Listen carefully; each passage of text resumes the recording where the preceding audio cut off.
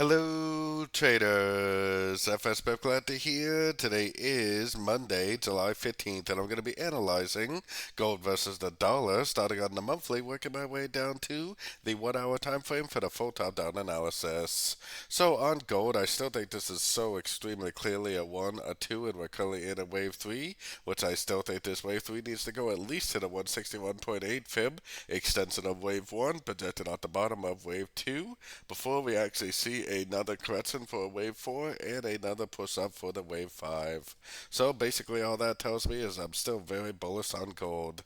Going down to the weekly time frame, I still think this is a 1, I think this is a 2, I think these are all subdivisions of a wave 3. Likely this is a 1 of 3, a 2 of 3, a 3 of 3, a 4 of 3, and probably we're already going up for the wave 5 of 3, taking us all the way up to about the 161.8, right around the 2550 area. So taking it down to the daily time frame. On the daily time frame, I got my Fibonacci retracement on this last push down because these fib levels are areas of resistance. We are at the 78% Fibonacci retracement, which is probably going to be an area for a pullback.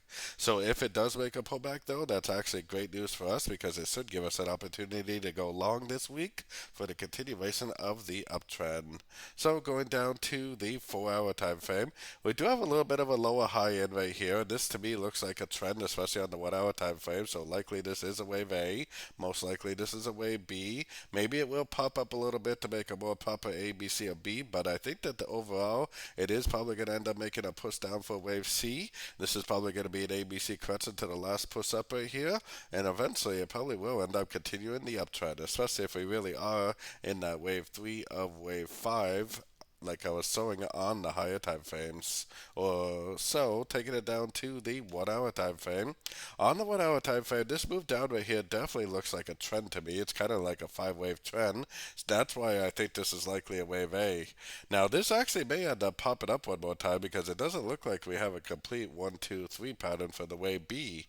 So if it does pop up one more time and then take out this high, but then reject it and make an impulsive move down, then that would be a really nice entry to go short for the end of a wave B and probably the beginning of a wave C. I think that either way, whether it pops out to make the wave B or not, I think either way it is probably going to go down to at least a 50 or a 61.8. And then we'll probably get a nice Fibonacci bounce. We'll get a nice break of structure that will help prove that this really is the end of an ABC correction. And that would make for a very, very nice entry to go long for the continuation of the uptrend. So I'm definitely looking for ABC pullbacks. All the higher time frames are telling me that we are in an uptrend. There's definitely no evidence otherwise to believe that this is actually going to go down in a much more significant way. So that tells me that, yeah, you can definitely go short at the end of a wave B, but you definitely want to primarily be looking for longs at the end of 3 wave pullbacks.